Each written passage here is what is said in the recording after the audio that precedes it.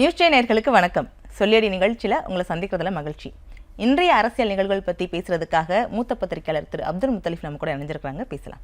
வணக்கம் சார். வணக்கம் சார். பார்த்தீங்கன்னா எல்லா சேனல்லையும் பயங்கர பிரேக்கிங், அதிமுக காரர் திமுக காரர் ஆகிவிட்டார் அப்படின்னு பிக் பிரேக்கிங்லாம் போட்டிருக்காங்க. நீங்கள் எப்படி பார்க்குறீங்க? ஒரு புல்லட்டினே வேஸ்ட் பண்ணிட்டாங்க.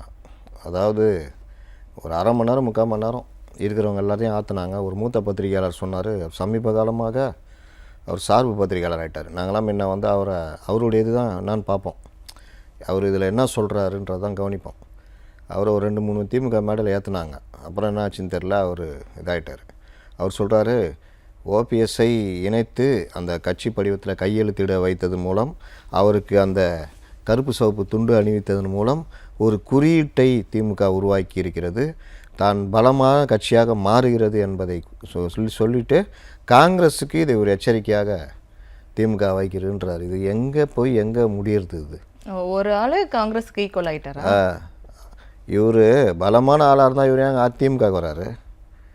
இவர் ஒரு இப்போ டிடிவி மாதிரி ஒரு இதை பண்ணி என்டிஏக்குள்ளே ஒரு கூட்டணி கட்டின்னு வைக்கலாம், இல்லாட்டி தாவேகா கூட பேச்சுவார்த்தை நடத்தலாம், இல்லை திமுக கூட பேச்சுவார்த்தை நடத்தலாமா? கூட்டணின்னு ஒரு கட்சியே தொடங்க முடியாமல் வாட்ஸ்அப் குழு நடத்தியிருந்தார், தெரியும்ல? அதிமுக உரிமை மீட்பு குழுன்னு ஒரு வாட்ஸ்அப் குரூப்பு. அந்த குரூப்பில் ஓபிஎஸ் அட்மின்னு, ரவீந்திரநாத் துணை அட்மின்னு, மற்ற எல்லாம் உறுப்பினர்கள். அப்புறம் அந்த வாட்ஸ்அப் குரூப்பை கலைக்கணுன்னா, நீங்கள் அட்மின் வெளியே போயிட்டாருன்னா வேறு ஒருத்தர் அட்மின் ஆகிடுவார். அதனால் கலைக்கணுன்னா எப்படி கலைக்கணும்னா, ஒவ்வொருத்தர் உறுப்பினராக வெளியே அனுப்பணும், ரிமூவ் பண்ணிகிட்டே இருந்துட்டு கடைசியாக அட்மின் வந்து கதவை சாத்தி போட்டு வெளியே வருவார். நான் முன்னாடியே சொல்லியிருந்தேன், இப்போ அதான் நடந்துருக்குது. Manoj Pandian remove from group, அங்கே போனார். Vaithilingam remove from group. அப்புறம் இன்னும் 2-3 பேர். அப்புறம் எல்லோரும் நம்ம மொத்தமாக போயிடலாம் தலைவர், சரி ஒவ்வொருத்தரையாக ரிமூவ் பண்ணிட்டு கடைசியில் அட்மினும் துணை அட்மினும் குரூப்பை கலைச்சிட்டு போய் திமுக வாட்ஸ்அப் குழுவில் ஜாயின் பண்ணிட்டாங்க. இதை ஒரு அரை மணி நேரமாக பெரிய பிரேக்கிங் போட்டு மிகப்பெரிய அரசியல் மாற்றம், மிகப்பெரிய அரசியல்.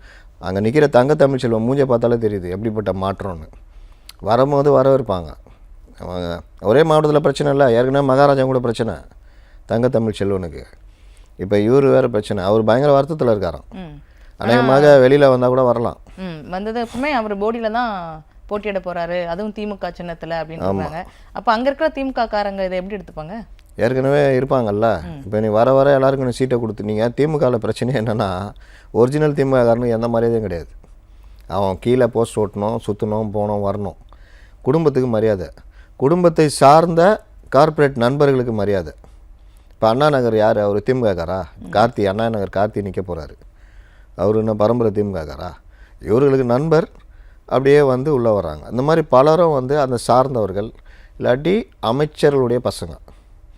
இந்த கோட்டா முடிஞ்ச உடனே அதிமுகவிலிருந்து வந்தவர்கள், அந்த கோட்டாலாம் முடிஞ்ச பிறகு தான் திமுகவில் இருக்கிறவங்களுக்கு சீட்டு, இந்த மாதிரி விஷயங்கள். இதில் கூட்டணி கட்சிகளுக்கு சில இதெல்லாம் கொடுத்துருவாங்க.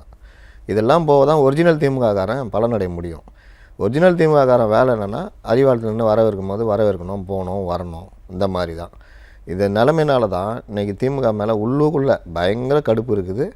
காங்கிரஸுக்குள்ளேயும், காங்கிரஸ் திமுக கூட்டணிக்குள்ளேயும் பிரச்சனை ஓடுறதுக்கு அடிப்படை காரணமே இதுதான். வர்றவங்களாம் கூட்டணிக்கு வாரி கொடுக்குறீங்க, இந்த மாதிரி வாரி கொடுக்குறீங்க. இப்போ இவர் இங்கே வராரு, இந்த ஊடக இதில் இன்னைக்கு பேட்டியெல்லாம் அதிமுக இவர் வந்து இங்கே போனதுனால மிக கடுமையான பாதிப்பு அதிமுகவுக்கு. நீங்கள் நல்லா யோசிங்க. ஓபிஎஸ் என்பவர் ஒரு எப்படி சொல்கிறது, ஒரு வளர்ச்சி அடைந்த ஒரு செல்வாக்கு மிக்க தலைவர் இல்லை. அவர், நான் ஆரம்பத்தில் கூட எழுதியிருப்பேன், ஓய்வெடுங்கள் ஓபிஎஸ்ன்னு.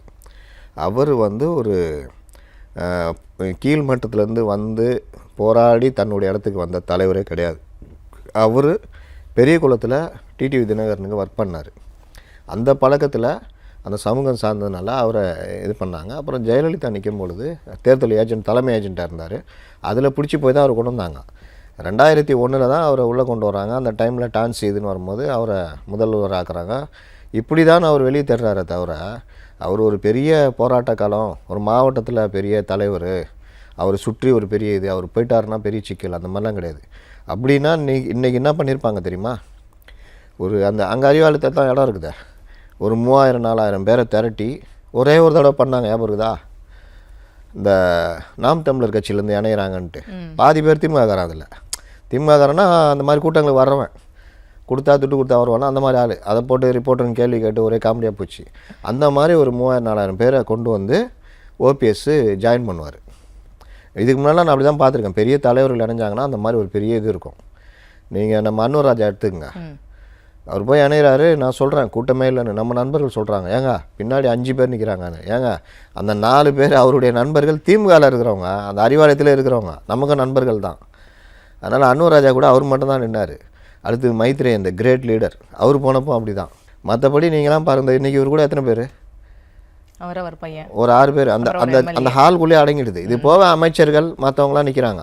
இதில் காமெடி என்னென்னா, நீங்கள் மட்டும் வந்தால் போதுன்ட்டாங்க, மற்றதெல்லாம் சேகர் பாபு ஏற்பாடு பண்ணி தருவார்.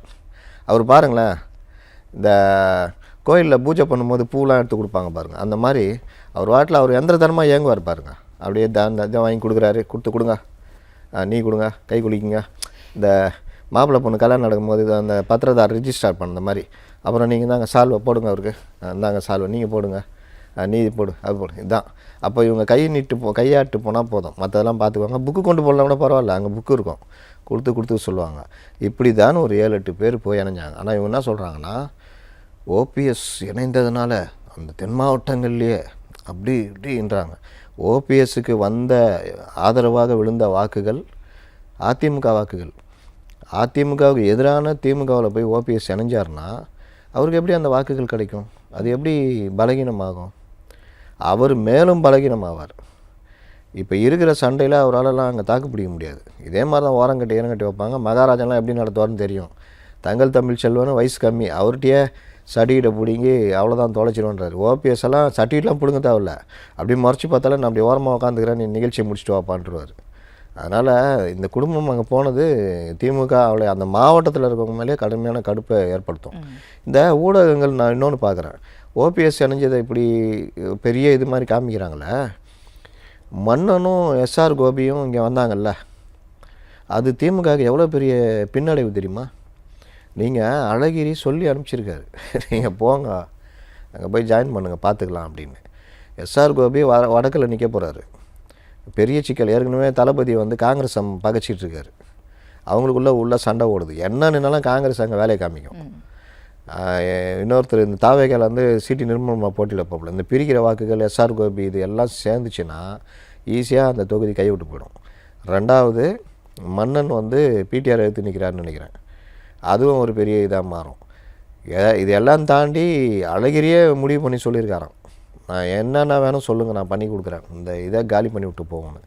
அப்போ இந்த மாதிரி விஷயங்கள் எல்லாம் தான் நீங்கள் ஊடகங்கள் பெருசாக பேசி பண்ணுவாங்க. ஆனால் இவர்கள் அந்த மாதிரிலாம் இல்லை. அதெல்லாம் ஓரம் கட்டிட்டு அரை மணி நேரத்துக்கு மேலாக ஓபிஎஸ் திருப்பி அதே காமிச்சின்னு இருக்காங்க. எல்லா சேனலுக்கும் அசைன்மெண்ட் அது இல்லை. ஒரு கட்சியிலேருந்து 3 முறை சிஎம் ஆயிருந்தவர் இன்னொரு கட்சிக்கு போய் சேராருன்னா அது பிக் பிரேக்கிங் தானே. ஏங்க அவர் வந்து சிஎம்ன்ற பதவி வந்து இருந்ததுக்கே அவர் வந்து அதை ஒரு பெருசாகவே நினைக்கலங்க. அவருக்கு நீங்கள் ஒரு கௌரவம் இருக்கும்ல, சரி நம்ம போய் எவ்வளோ வருஷம் எப்படி இருந்துட்டோம், இனிமேல் போயா நம்ம வாழ்க்கை வந்து நம்ம இப்படி ஒரு இதுவாக போய் முடியக்கூடாது, அரசியல் விட்டு ஒதுங்கிடலாம், அப்படி போயிடணும். அதுதான் அவருக்கு கௌரவம். 3 முறை டிடிவி சொல்கிறாருல, 3 முறை முதலமைச்சராக இருக்கீங்க, இந்த கட்சி தான் உங்களை அடையாளம் காட்டுச்சு, ஜெயலலிதா தான் உங்களை இந்த அளவு கொண்டு வந்தாங்க. ஆனால் நீங்கள் அதை முற்றிலும் மாறாக போய் திமுகவில் இணையிறீங்க. உங்களை வாழ வச்ச கட்சியை நீங்கள் வந்து தோல்வி அடைய வைக்கிற வேலையை பண்ணுறீங்கன்னா இது எப்படி சரியாக இருக்கும்? நீங்கள் அந்த வேலையை செய்யாதீங்க என்றார். ஆனால் அவர் அதை தான் பண்ணுறாரு. ஓபிஎஸ்ஸை பொறுத்த வரைக்கும் வாழ்நாள் முழுவதும் தனது குடும்பத்துக்கு இதுதான். ஆக்சுவலாக அவருக்கு கிடைச்ச வாய்ப்பு 2017 அதிமுகக்குள்ளே மேலேருந்து திணிக்கப்படுறாரு.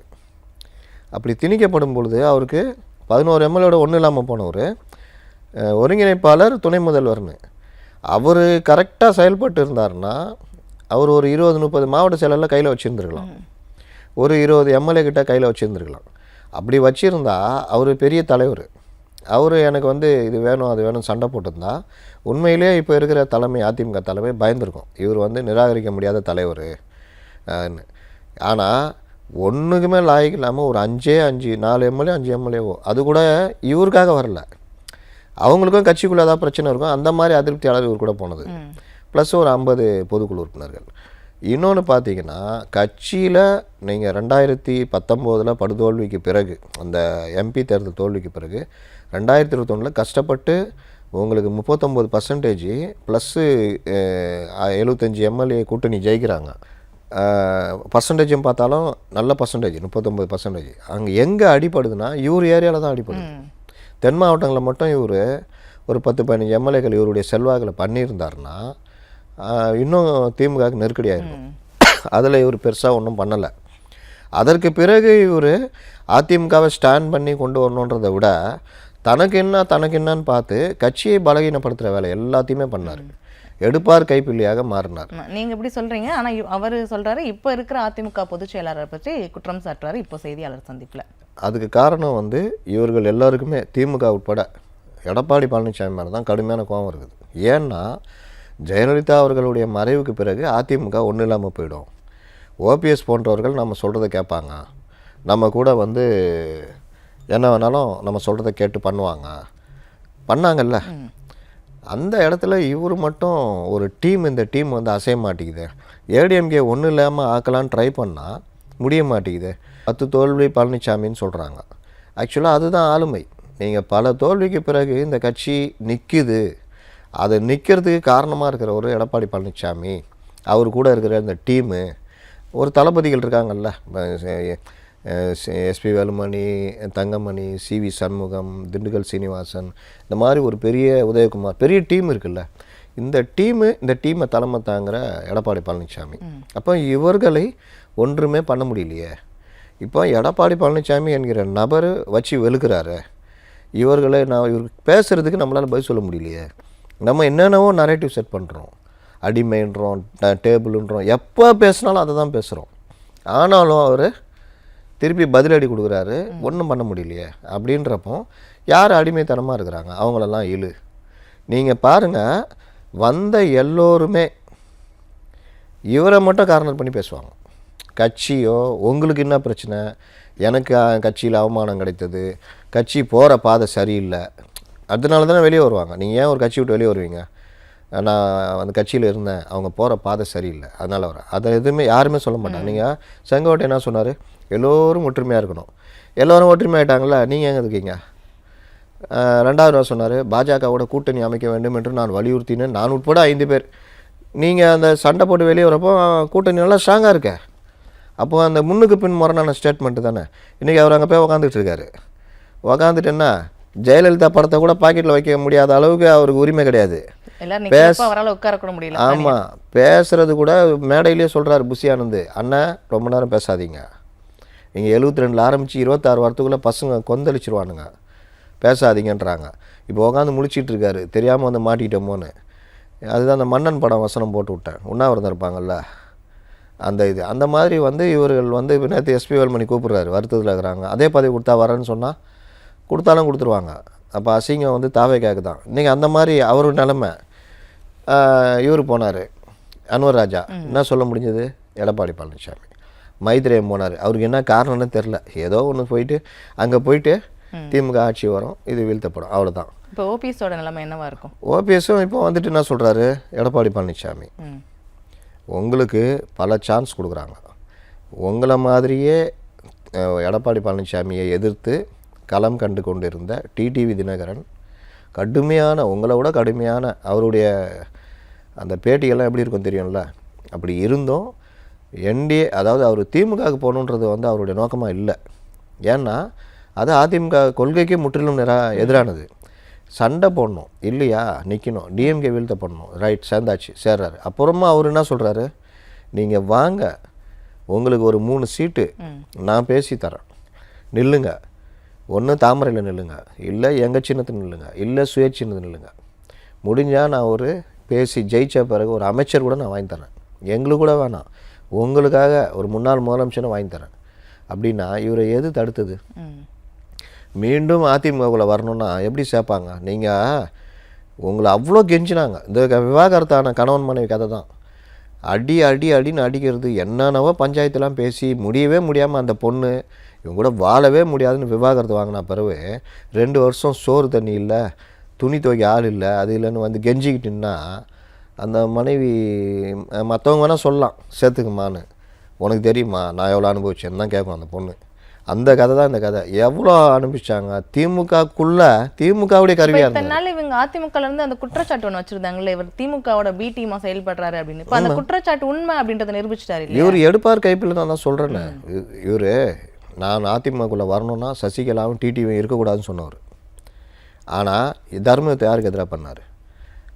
ஜெயலலிதாவுடைய மறைவுக்கு காரணம்னு இவர் குற்றச்சாட்டு வச்சார்ல. ஆனால் இவர் ஒரு கட்டம் வரணும்னு அதிமுகவில் இருந்துக்கிட்டே அவங்களோட போயெல்லாம் உறவாடி இருந்தாரா? இவர் எதையும் செய்வார், தன்னுடைய அந்த சுயநலத்துக்காக எதை வேணால் பண்ணுவார். இவர் என்ன பண்ணுறதுன்னா அதிமுகவில் இருந்துக்கிட்டே இப்போ எடப்பாடி நீங்கள் கட்சி மொத்தமாக ஒரு இதில் ஸ்ட்ராங்காக நின்னாங்கன்னா எதிர்கட்சிக்காரங்களும் பயப்படுவாங்க, கூட்டணி கட்சியும் பயப்படும், ஒரே குரலில் பேசணும். இவங்க போயிட்டு நாங்கள் இப்படி பண்ண முடியாதுங்க, 30 சீட்டு தான் தர முடியும்னா இவர் 50 சீட்டு தருவேன்னு பேசுவார். இவங்க ஒரு அறிக்கை அரசை கண்டித்து விட்டால் இவர் அதை சமாதானப்படுத்துகிற மாதிரி அறிக்கை விடுவார். அப்போ இரட்டை தலைமை சிக்கல்னு யார் தெரியுமா பேசுனது? செங்கோட்டையன். ஒரே தலைமை இருந்தால் தான் கரெக்டு அப்படின்னு அன்னைக்கு செங்கோட்டையன் தான் பேசுனது. ஆனால் இவருக்கு சுயநலம், திரும்ப சுயநலம். ஆஃபர் பெருசாக டிஎம்கேல கொடுத்துருப்பாங்க, சுயநலத்துக்காக போயிருக்காருன்னு சொல்றீங்க. இத்தனை வருஷமா அதிமுகவோட கரவேட்டி கட்டி அதிமுக இரட்டை இலைக்கு ஓட்டு போடுங்க அப்படின்னு தன் தொகுதி மக்கள்கிட்ட கேட்டவர், இன்னைக்கு நான் தாய் கழகத்தில் இணைஞ்சிருக்கேன் அப்படின்னு சொல்லிட்டு திமுக வேட்டியை கட்டி போய் உதயசூரியனுக்கு ஓட்டு கேட்டார்னா அந்த தொகுதி மக்கள் எப்படி பார்ப்பாங்க? தாய் கழகத்தில் இணையிறதுன்னா திராவிடர் கழகத்தில் போய் இணையணும், அதானுங்க தாய் கழகம். அதில் தானே திமுக வந்துச்சு, திமுகலேருந்து அதிமுக வந்துச்சு. அப்போ தாய் கழகம்னா திராவிடர் கழகம் தான். அங்கே போனால் தேர்தல் நிற்க முடியாதுல்ல. இன்னொன்று அந்த கொள்கைகளுக்கெல்லாம் பேசிகிட்டு இருக்கணும், அது எதுவுமே ஒரு சுட்டு போட்டாலும் வராது. அதனால் இது சரி, தாய் கழகம் திமுகன்னு வச்சுக்கிட்டோம் அவர் வாதத்துக்கு. ஏன் அதிமுக உருவாச்சு? திமுகவை எதிர்த்து தான் அதிமுக. எம்ஜிஆர் என்கிற மனிதர் அவ்வளோ உதவி பண்ணவர், ஆட்சி கட்டில் அமர வச்சவர், 2வது தேர்தலில் ஜெயிக்க வைக்கிறதுக்கு பிரதான காரணமாக இருந்தவர். அவரை நீங்கள் கிள்ளு கீரையை தூக்கி போடுற மாதிரி, கருவேப்பிலையை தூக்கி போடுற மாதிரி வெளியே போட்டிங்க. அவர் கருவேப்பிலையில் மிகப்பெரிய ஆலமரம்னு காண்பிச்சு 13 வருஷம் வனவாசம் போக வச்சார். அப்படி உருவானதுன்னு அதிமுகவுடைய பிரதான இதுவே என்னது? திமுக எதிர்ப்பு. ஏன் அதிமுக உருவாச்சு? எம்ஜிஆர் தூக்கி வெளியே போட்டிங்க. எம்ஜிஆர் திமுகவை வீழ்த்தணுன்றதுக்காக அதிமுக உருவாக்குனார். அப்புறம் எப்படி தாய் கழகம் மற்றது உருவாகும்? அப்போ நீங்கள் ஜெயலலிதா இருந்த காலத்திலே சொல்லியிருக்கணும், சிஎம் பதவியெல்லாம் வேணாமா, நான் தாய் கழகத்துக்கு போகிறேன்னு சொல்லியிருக்கணும். அன்னைக்கெல்லாம் நீங்கள் அந்த பேச்சு பேசிட்டு அந்த இது பண்ணிட்டு இன்றைக்கி தாய்க்கு இதுன்னா புது கண்டுபிடிப்பு. வைத்தியலிங்கம் அதுதான், அண்ணா உருவாக்கிய இந்த கழகத்துக்கு வேண்டாம் என்ன அந்த என்ன நீங்கள் உருட்டினீங்கன்னா நம்புறதுக்கு எல்லாரும். இது வாதம் வைக்கிறதுனா ஓரளவுக்கு ஒரு நியாயமான வாதம் வைக்கணும்ல. சரி, தீய சக்தினார்ல எம்ஜிஆர் அந்த அளவுக்கு கடுமையாக திமுகவை பார்த்தாரு. ஜெயலலிதா அதோட ஒரு எக்ஸ்டெண்டாக கொண்டு போனாங்க, இன்னும் அதிகமாக கொண்டு போனாங்க. அந்த பீரியடில் தான் நீங்கள் உள்ளே வர்றீங்க, அதிமுகக்குள்ளேயே வர்றீங்க. அப்போ நீங்கள் எந்த அளவுக்கு இருந்தீங்கன்றது எல்லாருக்குமே தெரியும். இப்போ இன்னும் புதுசாக தாய் கழகம் இது மக்கள்கிட்ட எந்த மாதிரியான ஒரு பார்வை ஏற்படும்? நீங்கள் ஜனங்க இவங்க ஒரு கருத்தை உருவாக்குவாங்க, அதுக்காக தான் இவங்களெல்லாம் சேர்க்குறது. நான் ஆசைப்பட்டா சேர்க்குறாங்கன்றீங்க. இந்த மாதிரி சேர்றதுனால அதிமுக பலகீனம் அடையுதுன்னு. இவர் அதிமுக விட்டு துரத்தியே 1.5-2 வருஷம் ஆக போகுதுங்க. இன்றைக்கி என்கிட்ட கூட ஒருத்தர் கேட்குறா, ஏங்க இப்படிலாம் போனால் டிஎம்கே இது அதிமுக அப்புறம் அதிமுகவில் இல்லைங்க, அதிமுகலேருந்து போனான்றீங்க. கேள்வி இப்போ அந்த பத்திரிகையாளர்களும் கேள்வி, எடப்பாடி பழனிசாமிகிட்டே ரொம்ப நாளைக்கு தான் வச்சுருந்தாங்க பிரிஞ்சு சென்றவர்கள்னு. ஏங்க பிரிஞ்சு செய்யலாங்க, துரத்தி விட்டாங்கன்னாரு அவர். சும்மா இதே மாதிரி கேட்குறீங்கன்னு. இந்த மாதிரி நரேட்டிவ் ரொம்ப ஒன்றும் பிரச்சனை இல்லை, போடியில் இவர் ஜெயிக்கலாம். அது கூட எப்படின்னு தெரியாது, மும்முனை போட்டிலாம் வந்துச்சுன்னா இவர் என்ன கதி ஆவான்னு தெரியாது. அதனால் பெரிய அளவுலாம் இது இல்லை, அரசியல் வாழ்க்கைன்றது பெரிய அளவில் ஒன்றும் இருக்காது. மக்கள் எப்படிங்க ஏற்றுக்குவாங்க? நீங்கள் காலம் பூரா ஜெயலலிதா அதிமுகன்னு இது பண்ணிட்டு அதிமுக அவங்கள அடையாளம் காட்டிச்சு. ஏங்க அதிமுக ஆஃபீஸை போய் அவனை அடிப்பானாங்க, சொந்த கட்சியா? அன்றைக்கே இவர் திமுக காரன் ஆகிடுச்சா? இவர் அதிமுக காரர் இல்லைன்றது ஆகிடுச்சா? எவனோ சொந்த கட்சி அலுவலகம் அவரை கட்சியில் சேர்க்காம வச்சிருந்தது இதுதான் காரணம். அப்போ அவர் திமுகவுக்கு தான் ஆதரவாக செயல்பட்டுருக்காரு அப்படின்றது இப்போ நிரூபணம் ஆயிருக்கு இல்லையா? கண்டிப்பாக பொதுமக்கள் மத்தியில் இப்போ கரெக்டாக தெரிஞ்சிருக்கும். ஏன்னா இவர் என்ன சொன்னாலும் எடுப்பார் கைப்பில்லைன்னு. இவர் அந்த வேலையை சட்டசபையில் உட்காந்து என்ன பண்ணியிருந்தார்? பக்கத்து சீட்டில் உட்காந்துக்கிட்டு எந்திக்க மாட்டேன்னு உட்காந்துருந்தார். திமுக அதை ரசிச்சுட்டு இருந்தது. இவங்க கொரோனாலாம் போய் கொடுத்து உதயகுமார் எங்கள் துணைத் தலைவர் அவருக்கு அந்த சீட்டை ஒதுக்குங்கன்னா ஒதுக்காமல் ரசிச்சுக்கிட்டு இருந்தாங்க. இவர் என்ன பண்ணோம், இவர் உட்காந்து சிரிச்சுக்கிட்டு இருப்பார். அந்த கொஞ்சம் கூட கூச்ச நாச்சமே இருக்காது. என்ன பண்ணணும் சார், எனக்கு இதே ரோலை ஒன்று கொடுத்துருங்க, ஏன்னா முன்னாள் முதலமைச்சர், அந்த ரோலையே கொடுத்துருங்க, அது அவங்களுக்கான சீட்டுன்னு சொல்லணும். எனக்கு என்னென்னு உட்காந்துட்டு இருப்பார். பார்த்துருக்கீங்களா? இது வந்து என்ன திமுகவுக்கு ஆதரவாக நீங்கள் அந்த இவர் 11 எம்எல்ஏ வச்சு என்ன பண்ணார்? நம்பிக்கையில்லா தீர்மானம் கொண்டு வந்தார்ல, அன்றைக்கே தெரியல இவருடைய சுயநலம். இவருடைய இதுதான். அதிமுக தேர்ந்தெடுக்கப்பட்ட அரசு கவுந்தாலும் பரவாயில்ல, எனக்கு என்னுடைய இதாக ஆகணும், அதுதான் இவருடைய நோக்கமே. இப்போ இவர் வந்து இன்னைக்கு சொல்றாரு ஸ்டாலின் வந்து மிக சிறப்பான ஆட்சியை நடத்திட்டு இருக்காரு அப்படின்னு ஓபிஎஸ் சொல்றாரு. ஆனா இவர் அதிமுகவில் இருந்தப்போ இவர் மீது சொத்து குவிப்பு வழக்கு இருக்கு, அதை உடனே விசாரிக்கணும் அப்படின்னு புஷ் பண்ணது இப்போ இருக்கிற முதலமைச்சர் ஸ்டாலின் தான். அப்படி இருந்தவர் இப்போ பண்பானவர், நல்லவர் அப்படின்னு ட்வீட் போட்டிருக்கிறாரு. ஆர்எஸ் பாரதி போட்ட வழக்கு 500 கோடி ரூபா ஒரு வழக்குன்னு நினைக்கிறேன், எம்சான்றது ஒன்று. அந்த வழக்கும் இருக்குது விசாரணையில், பல விஷயங்கள் இருக்குது. அதான் இவருக்கு அரசியலுடைய அந்திம காலத்தில் இருக்காங்க, முடிகிற காலத்தில் இருக்காங்க, கௌரவமாக இருந்துட்டு போகலாம். நான் அதிமுககாரன், நீ ஒருத்தர் இவர் கட்சியில் இருக்கிற ஒருத்தர் அழுதார ஞாபகம் இருக்குதா? முத்துகிருஷ்ணனா, அம்மாவுடைய படத்தை வச்ச இடத்துல நான் என் குடும்பமே ஒத்துக்கணும்னு அழுதார்ல, அதுதான் ஒரிஜினல் ரத்தம். இது எல்லாம் இதுதான் குன்னம் கிருஷ்ணமூர்த்தி. ஆமாம், குன்னம் கிருஷ்ணமூர்த்தி. இவருக்கு அவரும் நான் ஓய்வு பெறேன்ட்டார், அவ்வளோதான். அந்த மாதிரி ஓய்வு பெற்றிருந்தால் இவருக்கு வரலாற்றில் மரியாதை இருக்கும். இப்போ டிஎம்கேல 10-11 நீங்கள் போய் மகாராஜா கூட உக்காந்துட்டு போட்டி போட்டுட்டு இருக்கணும். எந்த இடத்துல அவங்க வச்சுருந்தாங்க ஜெயலலிதா மற்றவங்களாம், இப்போ இவங்க அவங்கள எங்கே வைக்க போகிறாங்க? இப்போ அதிமுகவில் இருந்து பதவி சுகத்தை அனுபவிச்சவங்க ஒவ்வொருத்தரா ஒரு கட்சிக்குள்ள பிரச்சனை அப்படின்னா பரவாயில்ல, ஒரு தனி மனிதரை எதிர்த்து இப்படி வெளியே போறது அப்படின்றது அதிமுகவுக்கு பலவீனம் கிடையாது அப்படின்னு அதிமுக காரங்க உறுதியா சொல்றாங்க. ஆனா இப்படி ஒரு நரேட்டிவை செட் பண்ண பாக்குறாங்கல்ல, அது மக்கள்கிட்ட எடுபடுமா? மக்கள்கிட்ட எடுபடுமானா இவர்கள் திரும்ப திரும்ப நீங்கள் ஒவ்வொரு இந்த மாதிரி கொண்டு இப்போ செங்கோட்டையம் போகிறது இவங்க போகிறதெல்லாம் வந்து பெரிய பிரச்சாரமாக மாற்றுறாங்க. இன்றைக்கி கூட நான் சொன்னேன்ல, அரை மணி நேரம் இதை சுற்றியே போகுது, இன்றைக்கி நைட்டு டிபேட் போட்டுருவாங்க, இதுதான் ஓடும். இது எல்லாத்தையுமே மக்கள் வந்து நிராகரிச்சுக்கிட்டே இருக்கிறாங்க. ஒரு சிலர் எடுத்துக்குவாங்க, ஆனால் இதை பெரும்பாலானோர் நிராகரிக்கிறாங்க. நீங்கள் செங்கோட்டையனுக்கு தாவேகால போனப்போ என்ன மரியாதை இருந்தது பொதுமக்கள் மத்தியில், இப்போ எப்படி இருக்குது பாருங்கள். அன்வர் ராஜா போகும்போது என்ன பேச்சு பேசுனாங்க. இன்றைக்கி அன்வர் ராஜா எங்கே? பூச்சி முருகன் வந்து பூச்சி முருகனுடைய அசிஸ்டண்ட்டாக இருக்கார். பூச்சி முருகன் தான் வந்து தலைமை நிலை செயலர், வந்தால் கார் கதவை திறந்து விடலாம். அவர் கூட நின்றுட்டு வணக்கம் வைக்கிற வேலையை வச்சுட்ருக்காரு. மைத்ரேயன் எங்கே போனார்னே தெரில. இவர் மனோஜ் பாண்டியா உங்கள் தொகுதியில் போய் வேலை செய்யணும்னு அனுப்பிச்சி விட்டாங்க, அவ்வளோதான், அவர் கதை முடிஞ்சுது. வைத்தியலிங்கம் எங்கே இருக்காருன்னு தெரில. இப்போ ஓபிஎஸும் கொஞ்ச நாளில் எங்கே இருக்காருன்னு தெரியாமல் போகும். இதில் வந்து சர்வாதிகாரி, ஒரு கட்சியை நிறுத்தணுன்னா சர்வாதிகாரத்தனத்துலேருந்து எல்லாம் பண்ணணும். இவர் சர்வாதிகாரின்னு சொன்னீங்கன்னா கட்சியை இராணுவ கட்டுப்பாட்டில் வச்சுருந்த ஜெயலலிதாவை சொல்லுவீங்க? எப்படி நின்னீங்க? எல் ஷேப்பில் நின்னீங்கல்ல. அன்றைக்கி நீங்கள் சொல்லிட்டு போயிருந்தீங்கன்னா பாராட்டலாம். இருக்கிற வரைக்கும் பதவி சுகத்தை அனுபவிக்கிறது எதுவும் இல்லைன்னா அங்கே போயிட்டு திமுக ஆட்சி வரணும் அப்படின்றதுனா ஜனங்களாம் அந்த இதை பார்ப்பாங்கல்ல. நீங்கள் சொன்னீங்க கரைவேட்டி கட்டக்கூடாதுன்னு, அது ஒரு 2 வருஷம் முன்னாடியே கோர்ட்டே உத்தரவு போட்டுச்சு கரைவேட்டி கட்டக்கூடாதுன்னு. திமுக இவர் எப்படி பயன்படுத்துச்சுன்னா, அதிமுகவிலே இருந்து பிரச்சனை பண்ணுங்கன்னு சொல்லியிருந்தாங்க. ஒரு கட்டத்தில் சுத்தமாக ஒதுக்கி விட்டோன்னா இவரால் எதுவுமே பண்ண முடியல. வேறு வழி இல்லாமல் இன்றைக்கி சரி வந்து தொலைங்க அப்படின்ற மாதிரி சேர்த்துக்கிட்டு இருக்கிறாங்க. அதாவது அரசியலில் கடைசி இந்த குப்பை தொட்டியில் தூக்கி வீசப்பட்டதுன்ற மாதிரி கடைசி எண்டுக்கு போயிட்டு கூட இருக்கிறவங்களாம் செதறி போய் யாருமே இல்லாமல் தானும் தன்னுடைய பையனும் அந்த ஐயப்பன் ஒருத்தர், அவர் ஒரு பெரிய அறிவாளி, என்ன சொல்கிறாரு, எம்ஜிஆர் ஜெயலலிதா ஆன்மா வந்து இவர்கிட்ட சொல்லிச்சான் திமுக ஆட்சி மீண்டும் வரணும்னு. இந்த மாதிரி ஆளுங்க இவங்களை மட்டும் வச்சுக்கிட்டு ஒரு 4-5 பேரோட போய் சேர்ந்துருக்காரு. அதனால் அவர் கூட இருக்கிற பலர் ஏடிஎம்கேக்கு திரும்பிட்டாங்க. கொஞ்சம் பேர் இந்த மாதிரி ஓட்டிக்கிட்டு போய் இப்போ ஓபிஎஸ் அங்கே போய் சேர்ந்ததுனால இவரோட வாக்குகள் இப்போ இத்தனை நாள் அதிமுகவுக்கு ஓட்டு போட்ட வாக்குகள் திமுகவுக்கு ஓட்டு போடுவாங்க. எப்படி போடுவாங்க? ஏங்க அது இரட்டை இலை விழுற வாக்குகள் தானே. இவங்களெல்லாம் வந்து நான் தான் சொல்கிறேன், இவங்க தனிப்பட்ட தலைவர்களாக இருந்தால் சில ஆதரவாளர்கள் இவர்களுக்காக அப்படின்னு, இவர்களை அடையாளம் காட்டுறதே கட்சி தானே. அப்புறம் இவர் எங்கே போனால் என்ன? வாயிற்காப்பன் மாதிரி ஏற்கனவே 2 பேர் இருக்காங்க அங்கே, கமலாசன் இந்த மாதிரி. இப்போ இவரும் அந்த மாதிரி போயிருக்க வேண்டியதான். அன்வர் ராஜா மாதிரி அவரால் நிற்க முடியாது ரொம்ப நேரம், அதனால் அப்படியே உக்காந்துட்டு இல்லை போடியில் கிடியில் ஓய்வு எடுத்துகிட்டு போக வேண்டியதான். முற்றிலும் நிராகரிக்கப்பட்டு ஓரம் கட்டப்பட்டிருக்காருங்க. நீங்கள் ரொம்ப உள்ளே போய் பார்த்தீங்கன்னா ஓபிஎஸ் மன உளைச்சல் ஆகி தனிமையில் ஹோட்டலில் ரூம் எடுத்து தங்கி ஒன்றும் இல்லாமல் போய் என்னடா செய்யுதுன்னு தெரியாமல் தான் கடைசியில் சரி வாங்க நீங்கள் வெளியே இருந்து ஒன்றும் பண்ண முடியாது, தேர்தல் நேரம் வாங்க கூட இருக்கிறவங்களுக்கு சீட்டு தரணும், இப்போ உதயசூரியனில் நிற்கிற அளவுக்கு போயிட்டார். இப்போ திமுகவில் இல்லாமல் அவர் மற்ற கட்சியிலையோ இல்லை அரசியலை விட்டே விலகி இருந்தால் கூட அவருக்கு இவ்வளோ பெரிய ஒரு அவப்பேர் மரியாதை அப்படின்னு பேசுகிறாங்க. அது உண்மைதானே? ஒரு மரியாதை இருந்திருக்கோம்ல. இருந்தாருப்பா, நல்லதோ கெட்டதோ அமைதியான மனுஷன், பொறுமையான மனுஷன், சரி அவருக்கு பிடிக்கல ஏதோ ஒதுங்கிட்டார் அப்படின்னு இருக்கும். இன்னும் இந்த மாதிரி தான் நான் போவேன்னா பதவி வெறி தானே.